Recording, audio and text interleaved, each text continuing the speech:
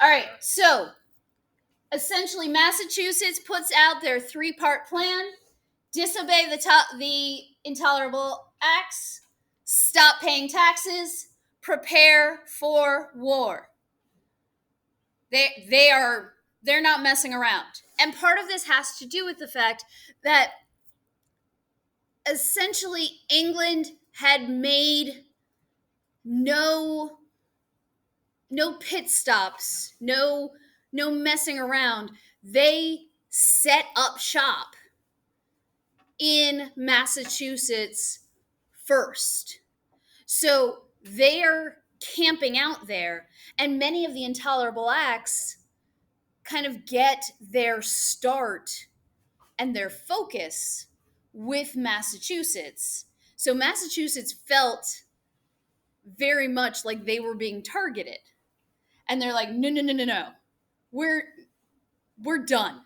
We're done with all of this. Let's get a move on.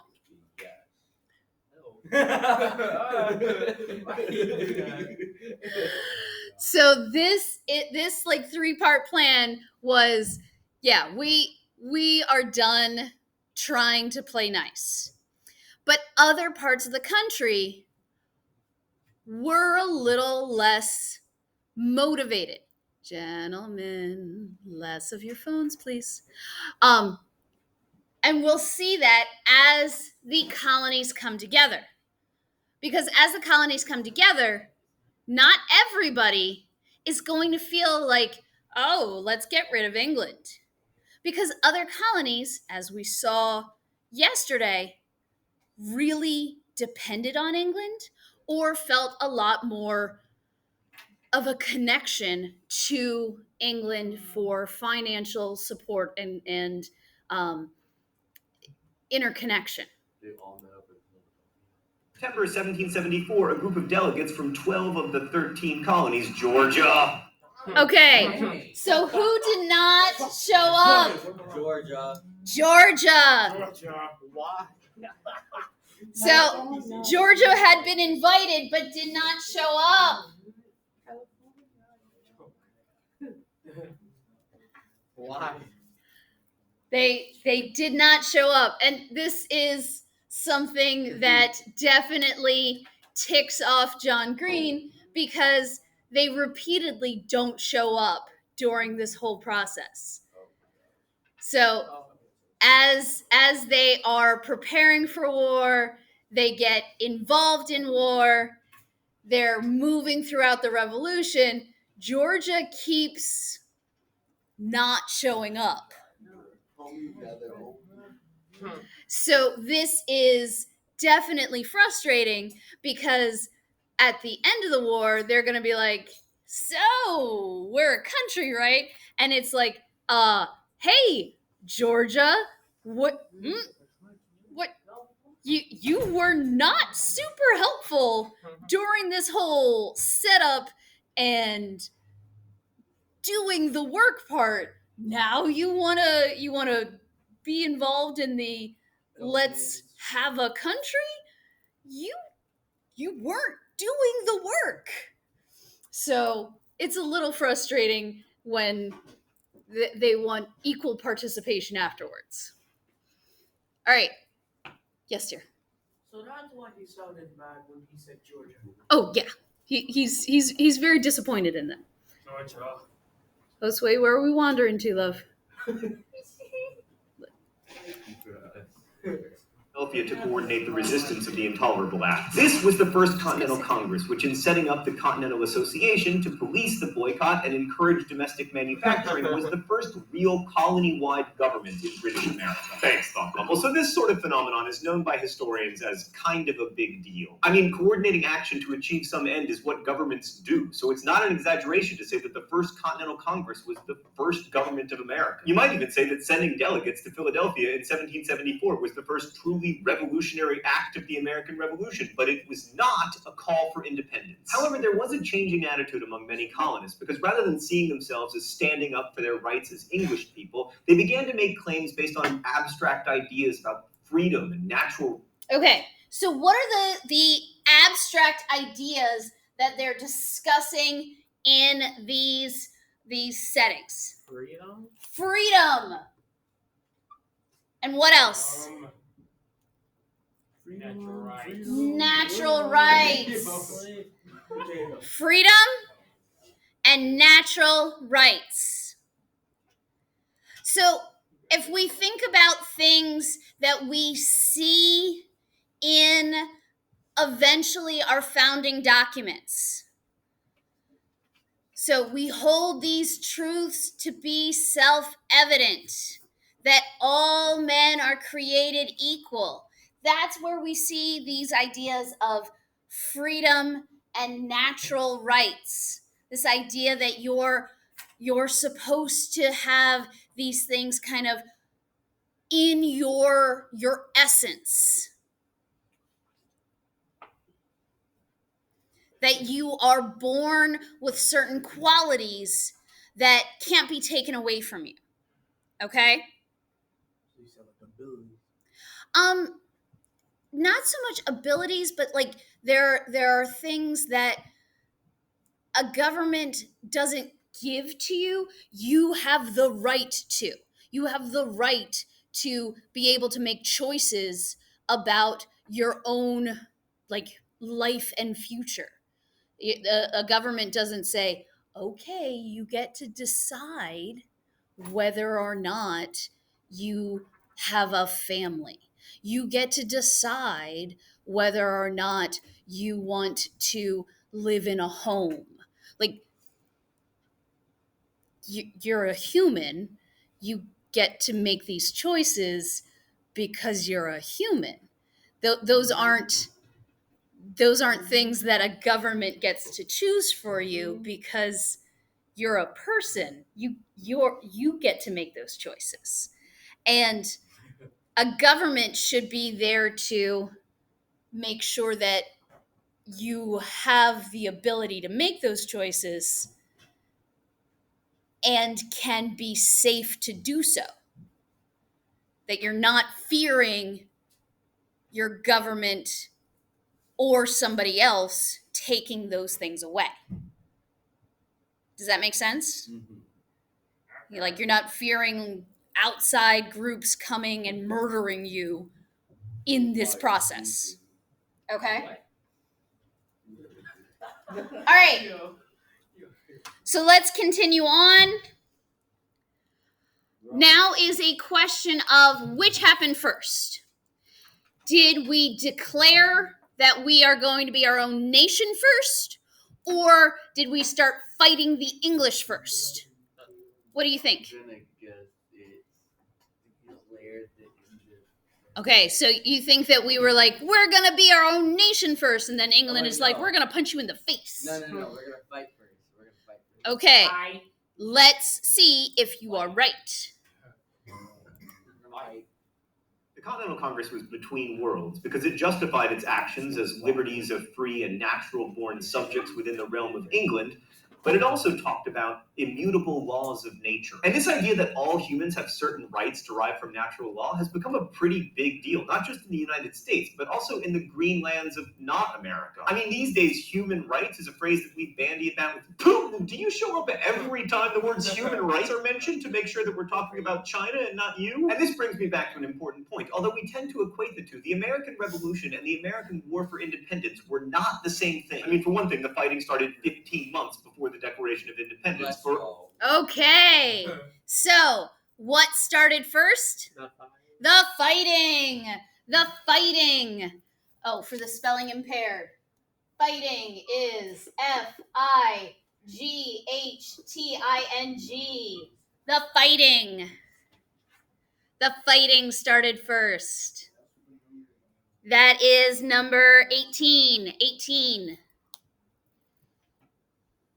The fighting started first. And please understand, a lot of people think that we declared independence and then we fought the war.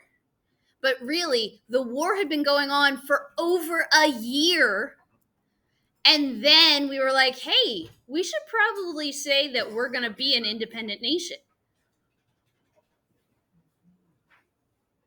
Okay? So we had been fighting for over a year before we declared our independence.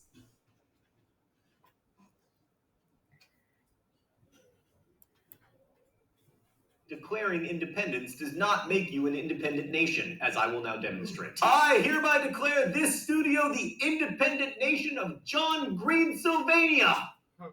Yeah, see, nothing happened. The war between colonists and Britain began in 1775, on April 19th to be exact, when fighting broke out between the British soldiers and Massachusetts militiamen, the Minutemen, at Concord and Lexington, or Lexington and Concord, depending on whether you live in Lexington or Concord. This was the famous shot heard round the world, immortalized in Longfellow's poem The Midnight Ride of Paul Revere. So while the colonists actually lost the famous Battle of Bunker Hill, which was technically fought on Breed's Hill, the British suffered such heavy casualties that soon thereafter they were forced to abandon Boston. But then they got some revenge by taking over New York, which they held for most of the rest of the war. But in thinking about the war, it's very important to understand that not all colonists were pro-independence. Like elites in colonies like New York and Pennsylvania were very nervous about all this revolutionary fervor that was whipping up artisans and small-time farmers to think that they deserved to have say in the political process. Oh, it's time for the mystery documents? Awesome, I love getting shocked. The rules here are simple. If I guess the author of the mystery document correctly, I do not get the shock pin. If I'm wrong, I do get the shock pin. All right, let's see what we got here. The Americans are properly Britons. They have the manners, habits, and ideas of Britons and have been accustomed to a similar form of government. But Britons could never bear the extremes, either of monarchy or republicanism. Some of their kings have aimed at despotism, but always failed. Repeated efforts have been made toward democracy, and they've equally failed. If we may judge of future events by past transactions in similar circumstances, this would most probably be the case in America, were a republican form of government adopted in our present ferment. All right, so we've got an educated person who thinks that Americans are Britons who will inevitably want to walk a middle path between republicanism and monarchy, and therefore that the revolution is not a good idea. I know it's a colonist because of the reference to our present ferment. All right, I'm going to guess that it is Ben Franklin's son, William Franklin? Ah, dang it! Who is it? Who the hell is Charles Inglis? Charles Inglis? Charles freaking Inglis? I've never even heard of that guy. It's not fair. Oh, I hate that. Apparently he's a bishop or something. Anyway, people like Inglis remind us that not everyone in the colonies was all fired up to be an independent nation. In fact, in July of 1775, the Continental Congress sent the Olive Branch petition to King... Okay, what did the Continental Congress send to King George to basically say, hey, can we be cool and like pretend that this didn't happen? What did we send? A peace treaty. Wait. What was it called? A truce request. It's a specific name.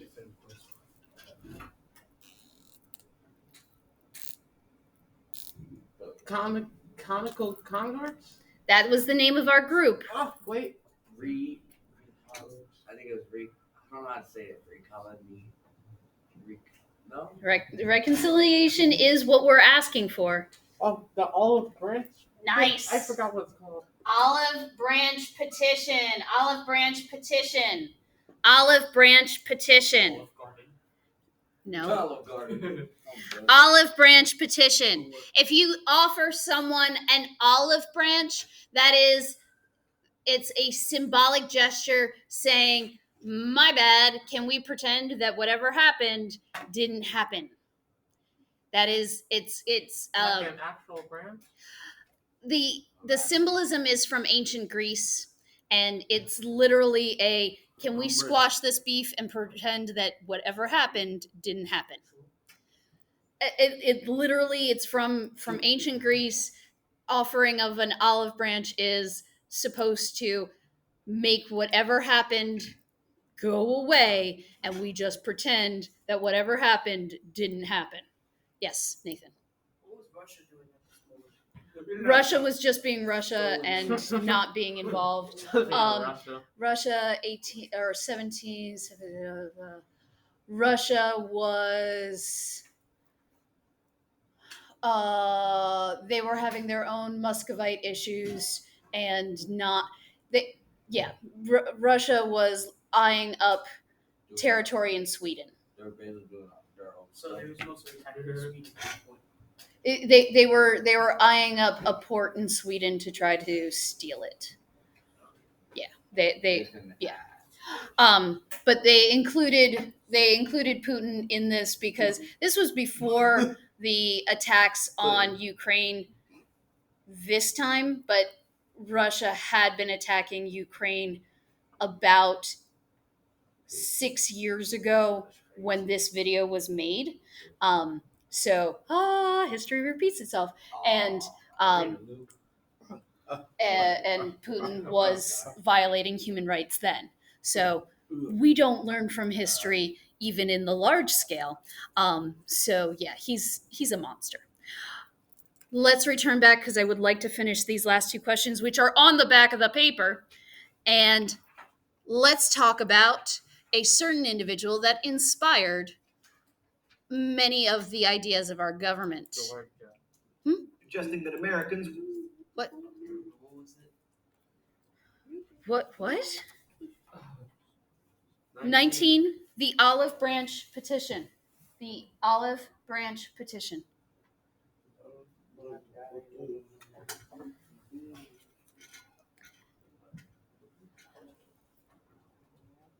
Okay, why are we mumbling? Oh, sorry. Stop. We have limited time. I don't have time for people to be crazy. Subjects who wanted reconciliation with the mother country. But then along came Thomas Paine's pamphlet Commons. Okay. Who wrote the pamphlet Common Sense? Thomas Paine. Thomas Paine. Okay, I am going to sum up this last question because we are running out of time. Thomas Paine, he writes this amazing pamphlet.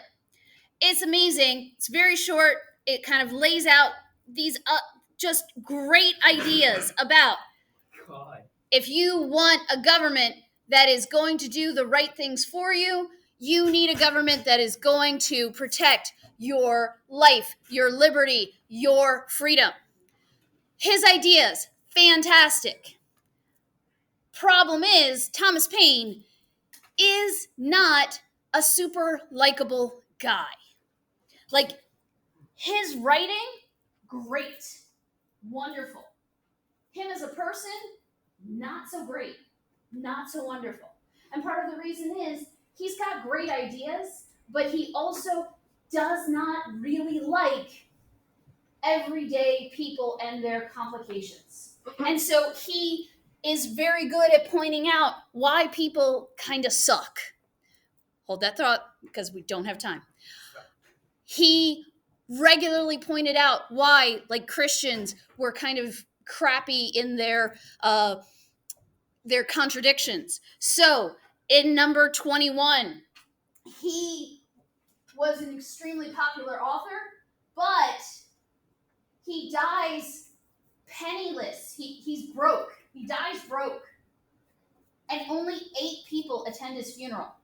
Write it down. He dies broke, and only 8 people attend his funeral. Because he basically made so many people angry. Okay? So he dies penniless, he dies broke, and only 8 people attend his funeral. Even though he was the most popular author at this time. Was he basically a Karen? Wow. Like, today, he would probably be a lot more likable and popular. But at the time, remember, it was a super religious time. And he was basically like, your religion makes no sense. What? Like, you're stupid. Like, he would just point out to Christians all over the place, you're stupid. What's wrong with you? So he's basically that one person on TikTok that would just respond to another person's post. Yeah, he would just cut down every religious person he saw and just be like, your religion makes no sense. Like, why would you believe in a man in the sky?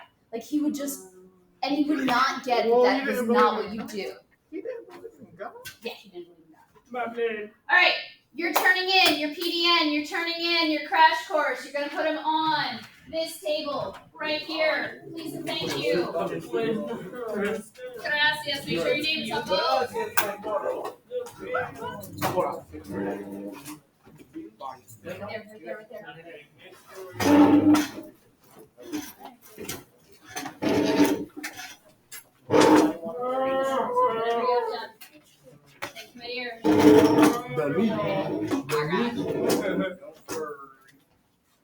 Demetrius. Oh, don't get you. Oh, sir. I will send you probably.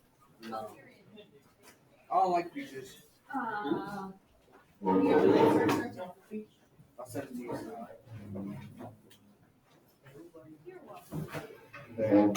Who put work in the bin? Yep. Dewan!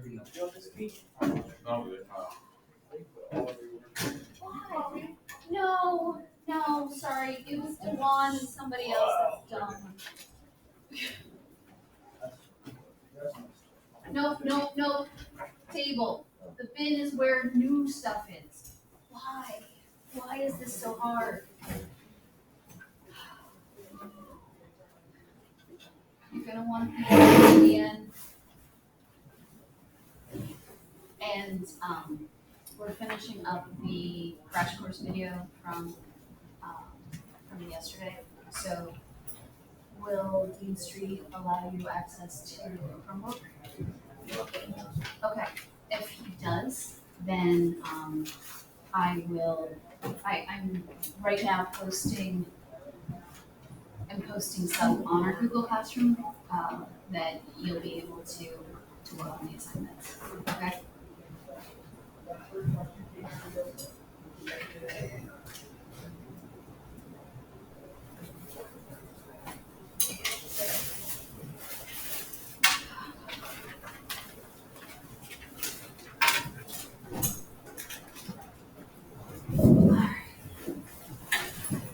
Thank you, miss. You're welcome. You too.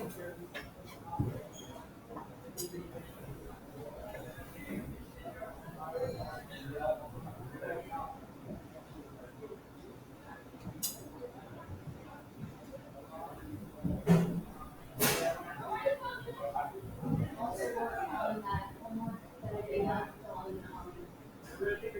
the bus.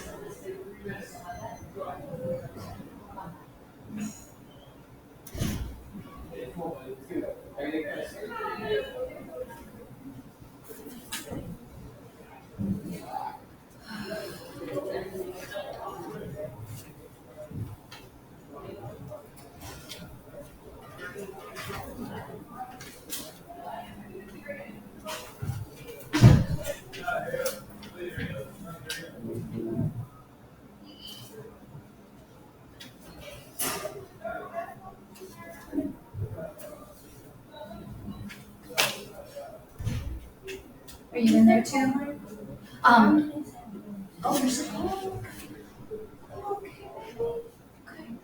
There's no new homework. Just work on that last semester packet. And then there's the please do now. Yeah, you can do it without anything extra because it's all based off of what we were doing yesterday. Okay. Thank you. No problem. Feel better.